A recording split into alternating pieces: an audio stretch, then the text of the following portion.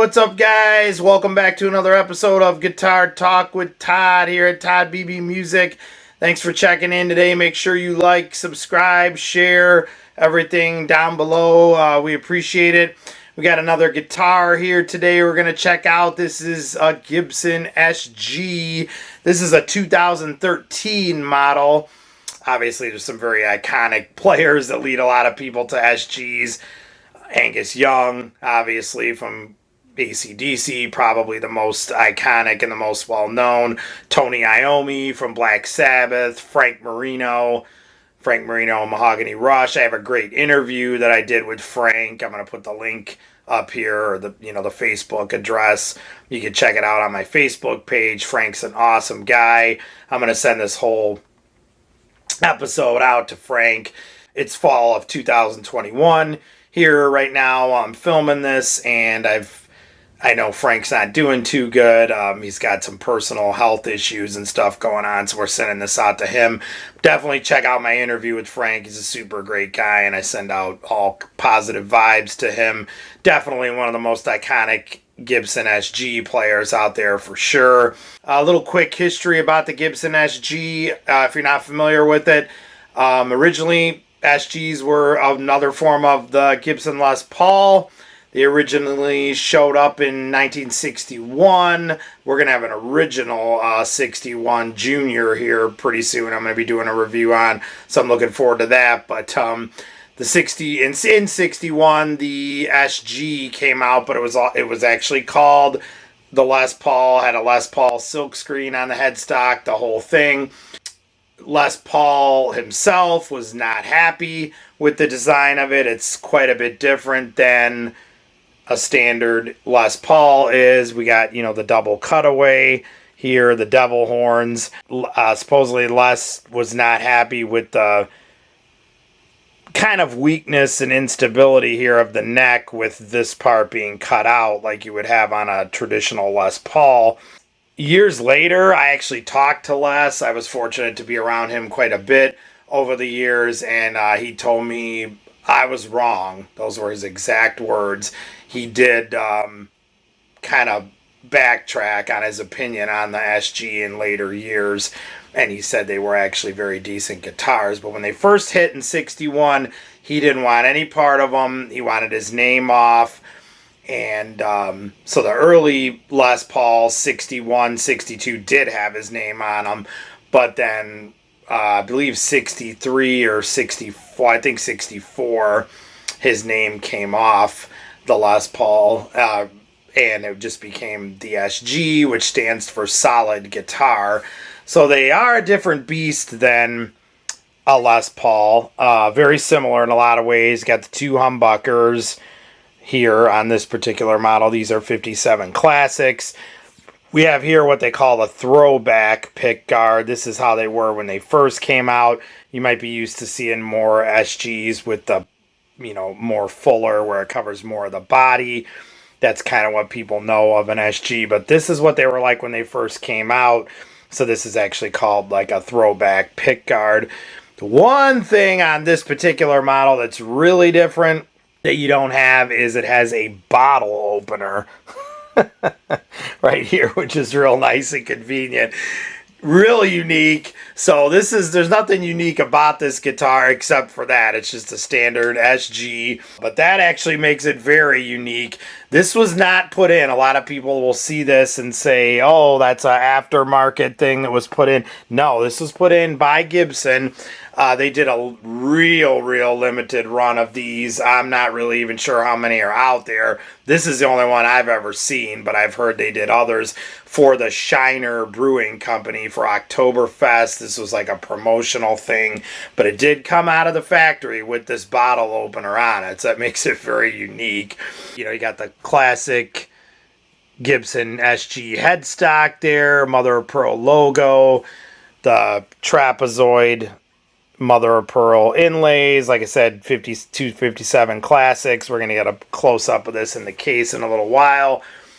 Let's kind of listen to it here. Clean tone. Very nice, very full.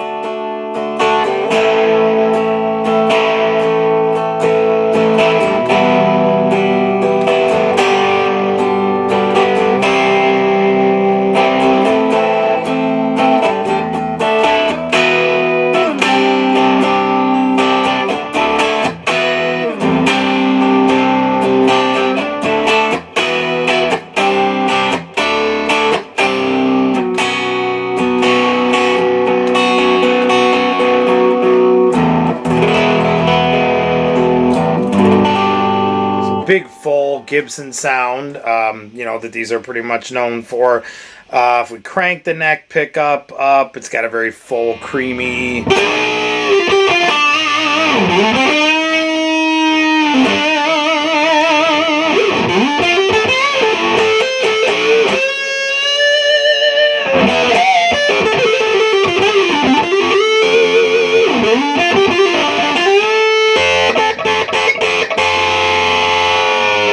Of course, the bridge pickup has more bite. It's brighter, as a,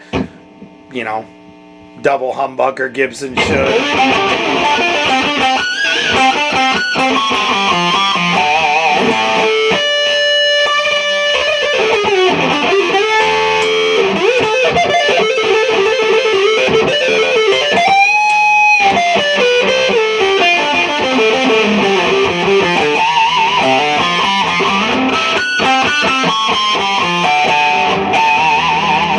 So yeah, it sounds great. Let's get a close-up look of this in the case and check it out. Okay, so here is the case for the 2013 Gibson SG. This would be one of the black cases with the white interiors. You'll see in a second. As I always like to say, there's really no cooler sound than this in the world, opening the latches on the case. And there she is. Like I said, the white interior on this one. Let's get a close-up here of the bottle opener. Once again, factory installed. This one's got a few, dings on it. I know it's been gigged a couple of times. There's your classic SG setup with 2 volume, 2 tone controls, and the 3 selector switch for the 2 pickups. That's my only complaint I'd probably ever have about SGs. Not just this one, SGs in general. This whole thing gets a little bit cramped sometimes. I kind of prefer the way it's spread out a little more, like on a Les Paul setup. This is a little bit cramped sometimes, trying to do all this. Like on a Les Paul, of course, you'd have the switch up here. But it is just part of the beast, that's part of the SG experience. So I'm certainly not promoting or trying to get them to change that, because that's just part of the whole deal. There's, like we said, the Throwback Pickguard, which is what they had on the original ones. We got 57 classics in this one, 2 humbuckers, and then the 2 pneumatic bridge there, Nashville style with the stop bar. And then we've got the SG's just solid mahogany, so we don't have any maple top or anything. We just got the lightweight mahogany going on there. Rosewood fingerboard with the trapezoid inlays all the way up here to the beautiful headstock with the mother of pearl crown and the mother of pearl Gibson logo. And that is her in the case. Just a beautiful guitar, and very unique there with the bottle opener factory installed from Gibson. The SG is just a great guitar. It's held up for years. Like I said, Gibson's most popular model. A lot of people love it because it's got this, the double cutaway here, the devil horns. So you're much more, your access to get higher up into higher notes and even do vibrato when you're holding them is just a lot easier than on a Les Paul, where it's not cut out up here and you're kind of forced to work your hand in there. They're just 2 different beasts. I mean, they're both obviously iconic and great guitars. It is interesting to know, like we were talking about, that these were originally called Les Pauls and he wanted his name off of them. So then they just became SGs for solid guitar.